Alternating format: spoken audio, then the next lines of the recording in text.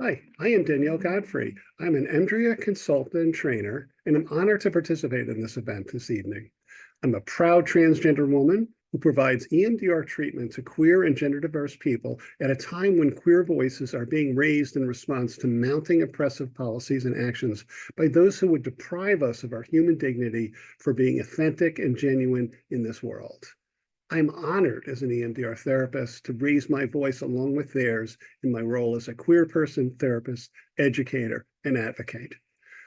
Many of those who I work with fear or have been caught up in a cycle of discrimination, trauma, in an often overwhelming discriminatory environment of social oppression. Many times they experience isolation and loss of cultural wealth attained before coming out or transition.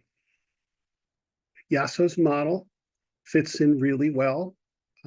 It gives us a systemic and multi-level lens, which can facilitate affirming care in our work with queer and gender diverse people.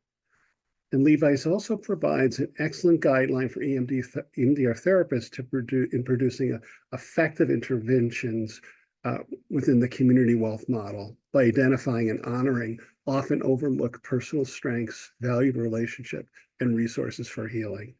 An example of how this works and of this would be clients will often work to navigate post-transition relationships with family members. This is kind of a vital task for many. An affirming therapist can assist clients through this process, often stressful. Regardless of the outcome, clients often discover new strengths, new resources, new alliances, and new abilities in communicating and working with family members, or becoming acclimated to newer social support networks. In our times, queer communities show increased leadership, and they provide resources, support, and hope.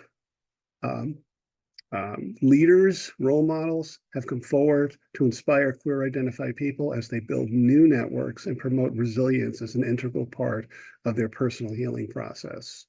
And an affirming EMDR therapist is a vital resource to help clients and their networks heal, repair, and build new systems of support and strength. I am honored to be a part of that process. Happy Pride.